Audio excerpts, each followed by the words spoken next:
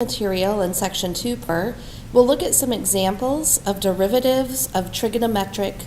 To start with, you have to have these various derivative formulas memorized. So let's walk through them. To start with, the product rule for derivatives. The derivative of a product of function f times function g is function f times the derivative of function g plus function g times the derivative of function f. The quotient rule for derivatives. The derivative of function f divided by function derivative of f times function g minus the derivative of g times function f, all divided by the square of function g. Let's now look at the derivatives of trigonometric functions, which I hope you've already memorized. The derivative of the sine function, the sine of x, is cosine of x. The derivative of secant is secant x times tangent x. If you'll say to yourself, secant tangent, then you can get these in order. The of secant is secant times tangent. And then say that backwards, tangent, secant, secant.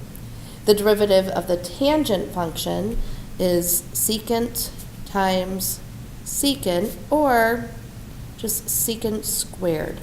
You do need to have those memorized. Once you memorize the derivative of sine, secant, and tangent, the co-trig functions are all, so the derivative of cosine, we look over here, the derivative of sine, and the derivative of cosine is going to be sine, but the opposite. So the derivative of cosine is the opposite of sine.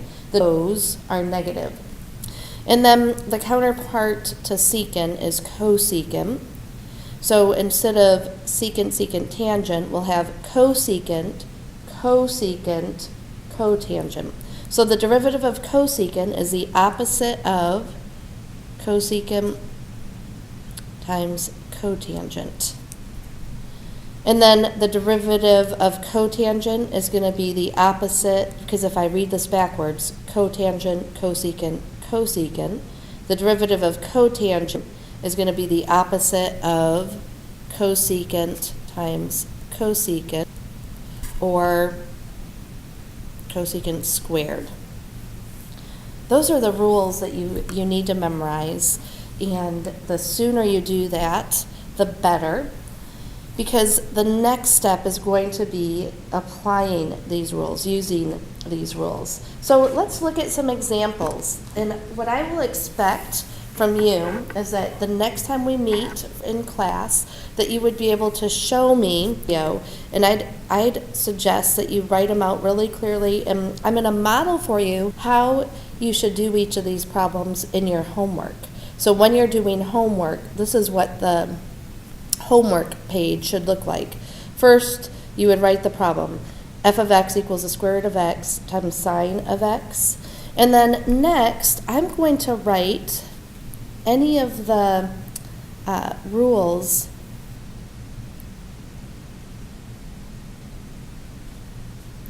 that I'll need. For this one, I'll need the derivative of a product. So I'm going to write that, fg prime plus g f prime. I'm going to need the sine. The derivative of sine is cosine. And I'm going to go ahead and write out this square root of x. The derivative of the square root of x is 1 over 2 square root of x. Let me remind you where that came from, because it wasn't one that we talked really about memorizing, but this is what that would have looked like. This is where that comes from. You take the square root of x and rewrite it as x to the 1/2, and now we can simply use the power rule. So it'd be 1/2 x to the 1/2 minus 1. 1/2 minus 1 is negative 1/2. So that means to put the x to the 1/2 in the denominator. And then the last step is simply to write this x to the 1/2 as a square root. So I would recommend memorizing this one, but when you don't memorize it, you can derive it by using the power rule. So what would this, if the function is this x, what would the derivative be? The derivative of f of x would be the first, so that's the square root of x, times the derivative with respect to x of sine, plus the second function, the sine, times the derivative with respect to x of the first, the square root of x. So when I simplify that, I'd have the square root of x times cosine x plus sine x, 2 square root of x, which the best way to write that is going to be to put the cosine in front of the square root. Actually, you know, I forgot that with a cosine, usually we want to put the radical at the end, but when we have a trig function, it could, without putting this times, it becomes a little confusing. Well, is it the cosine of x or is it the cosine of x times the square root of x? So it's actually better to go ahead and leave it in this order. The square root of x times cosine of x plus, now this one could be simplified because we've got the sine of x over 2 square root of x is probably a little bit better way to write that. Don't be afraid to leave that radical in the denominator. You do not need to rationalize the denominator. We can keep a radical in the denominator. Let's look at the second example.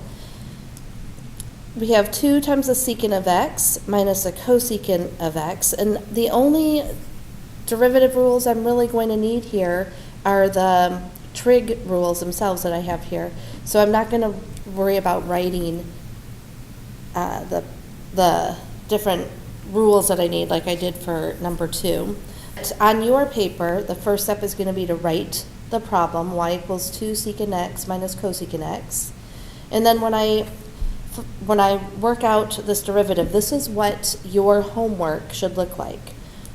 Y prime, because the directions were to differentiate, so y prime is equal to 2 times the derivative with respect to x of secant x minus the derivative with respect to x of cosecant x. The derivative of secant is secant tangent. The derivative of cosecant is cosecant cotangent. So what I would get here is 2 secant x minus cosecant x cotangent was a negative, minus a negative. So when I have this subtracting a negative, that's the same thing as adding, because subtracting negative changes it to addition. So 2 secant x tangent x plus cosecant x cotangent x. And that's example 4. You might notice that these are not number 1, number 2, etc., because these are problems right out of the book from the homework. So I've retained the number to these problems in the homework. Let's look at, in the book, homework problem number 10. Sine times cosine. Well, for this one, I am going to use the product rule. I'm going to write that out again. The derivative of a product is the first times the derivative of the second plus the second times the derivative of the first. I'm also going to use the derivative is cosine, and the derivative of cosine is the derivative of a is negative, so the derivative of cosine will be negative, or the opposite of sine. So what does this look like when I pull this all together? Y prime is going to be the first, the f, times the derivative of the second, plus the second times the derivative of the first.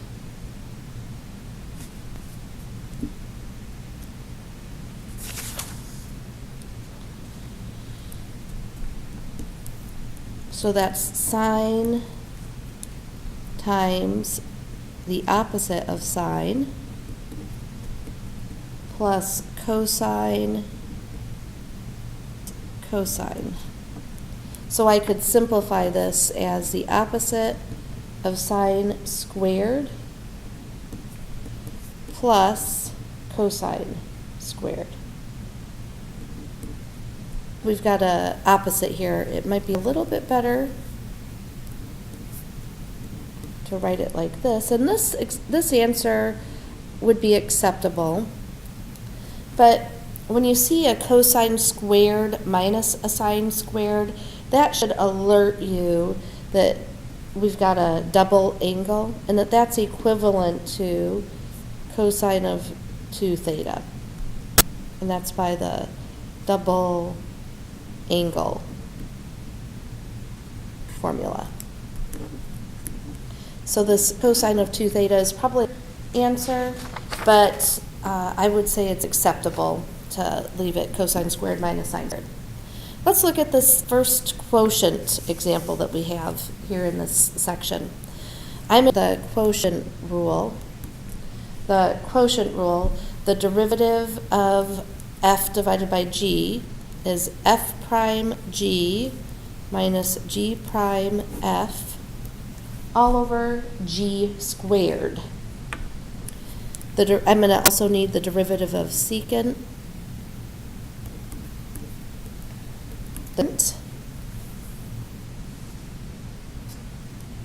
If I say to myself secant, tangent, I can get that one easily. And then the derivative of tangent. From secant, tangent, I've got tangent, secant. So the derivative of tangent is secant squared. So these are the different formulas that I'll use for example 14. I really believe it's a very good practice that every time you're ready to do a problem, you write the problem and then write out which of the formulas you're going to need for that one. So let's walk through this one. We've got the derivative of the numerator, so the derivative of 1 minus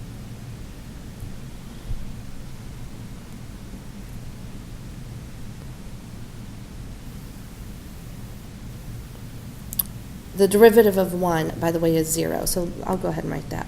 1 minus secant x tangent x.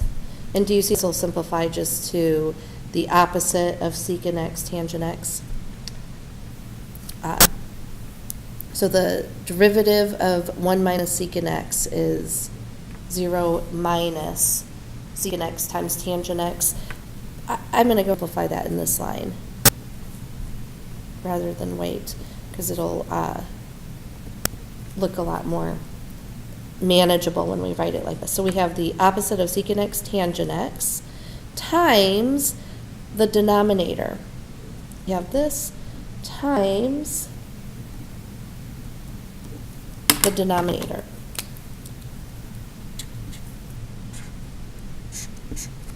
F prime times g, so the derivative of the numerator, the opposite of secant x tangent x, times the denominator, minus the derivative of the denominator, the derivative of tangent was secant squared, times the numerator.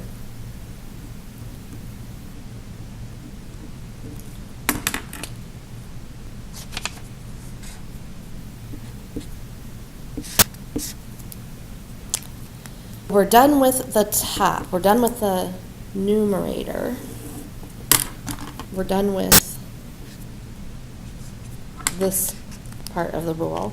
And then we're going to put that all over the denominator squared.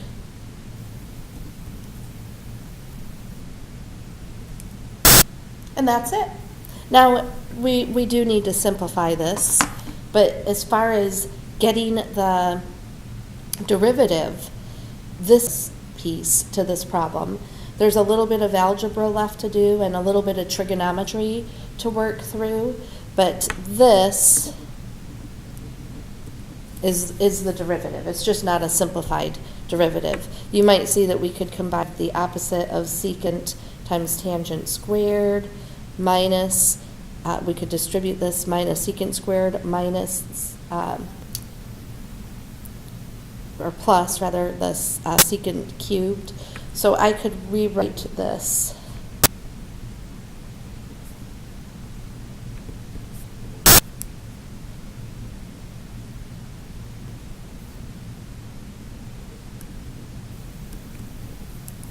the opposite of secant times squared minus secant squared, because that's the secant times 1, secant squared times 1, and then multiplying the negative times the negative, so plus secant squared times secant, so secant cubed. Don't lose the denominator, don't lose the tangent squared, so we'd have this. I don't know if you recognize that we've got a secant all the way through here, so I could then factor out a secant or even an opposite of secant. I'm going to go ahead and factor out a secant.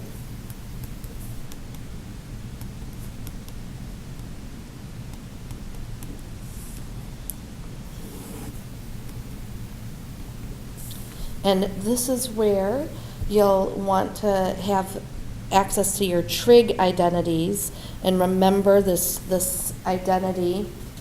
Remember this trig identity that, let me write it here.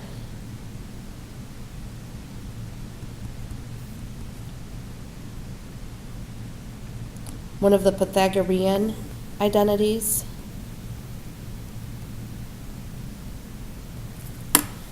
is tangent squared plus 1 equals secant squared.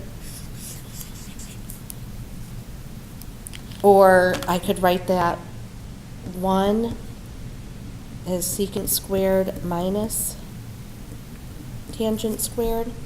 And you see that here we've got a secant squared minus tangent squared.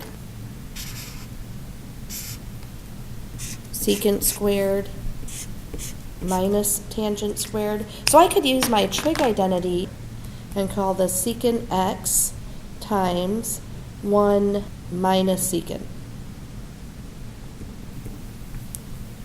all over tangent squared. And that is about as simplified as this one will get. So you see what happened with this example.